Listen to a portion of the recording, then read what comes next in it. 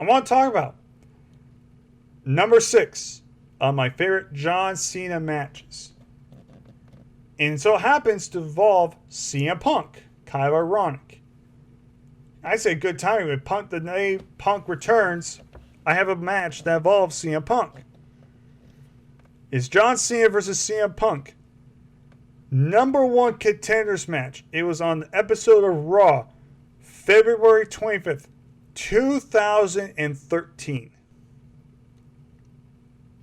Yes, it is not Money in the Bank. Spoiler, the Money in the Bank match is not on this list. And I know some people are going to be kind of like, why isn't that match on here? Look, the Money in the Bank match I had was great. I love that match. It is a historic, iconic match. Gonna take nothing away from it. If you have that on your list, I totally understand.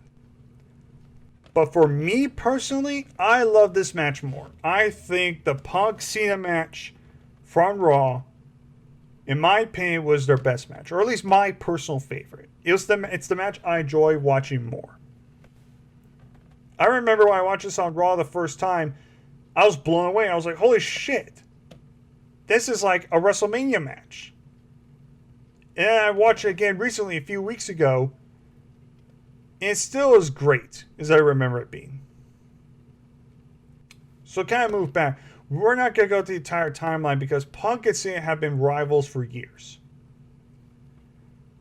This started basically when Punk was in the middle of his 434-day reign as WWE Champion. The Royal Rumble 2013, CM Punk defended the championship against The Rock. And The Rock became the new WWE Champion. John Cena, earlier in that show, won the Royal Rumble to headline WrestleMania. On the very next pay-per-view at Elimination Chamber, it was Punk versus Rock 2 for the championship. With, again, The Rock retained the championship.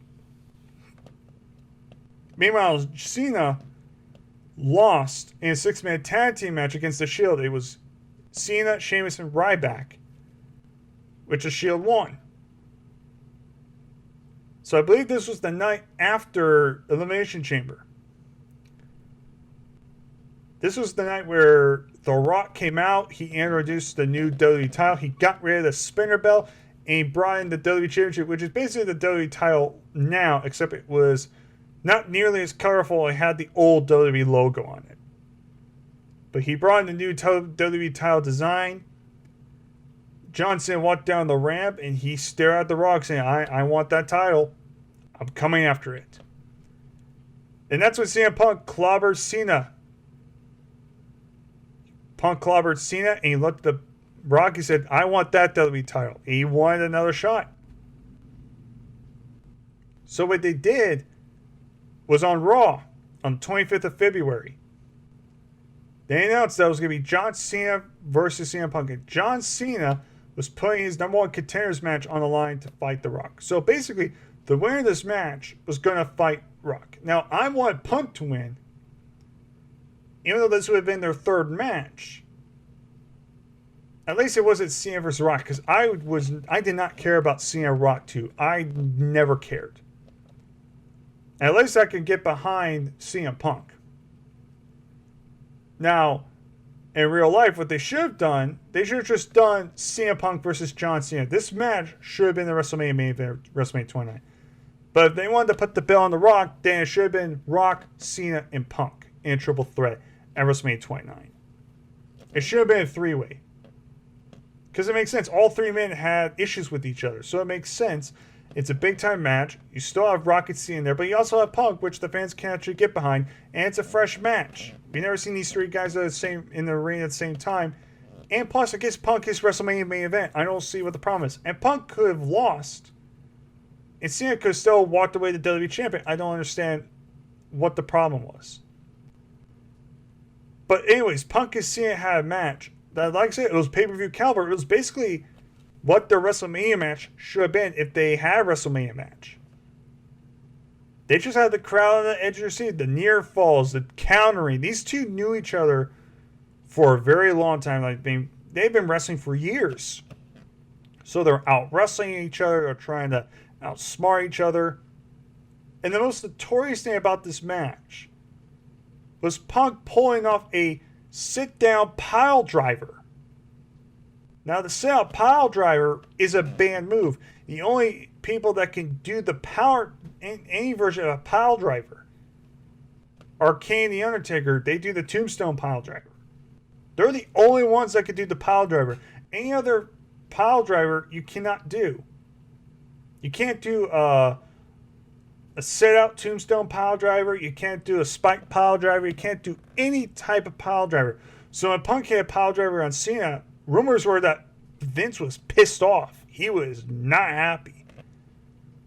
But as fans, we liked it because we didn't see a pile driver. So when Punk used it, it was like, wow, this is different. They're pulling off some new moves. I believe this was also the first time John Cena pulled off the Hurricanrana, which unfortunately was not the best looking Hurricanrana. But Cena pulled off a Hurricanrana. These two were actually doing new moves on each other. They were actually putting effort. It was like they were wrestling at WrestleMania. These two just gave it all. But at the end of the day, John Cena ended up beating CM Punk. And then he would go on to have one of the worst WrestleMania main events of all time with The Rock. And then meanwhile, at WrestleMania 29, CM Punk and The Undertaker would have one of the best matches in WrestleMania history. And one of my favorite WrestleMania matches of all time, which was CM Punk and Undertaker. Which, fun fact, that was the only match, in my opinion, that I thought was actually fantastic. Everything else was either TV-based match or just shit.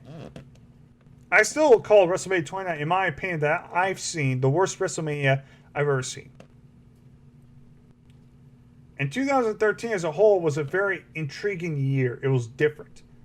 It was carried on by Daniel Bryan and The Shield. Without those guys, that year, 2013, would not have been that great. But this was one of those matches that really elevated both guys. It really made John Cena into a workhorse and made Punk into one of the best in the world for a reason. There's really nothing else to say about this match other than it was a kick-ass match.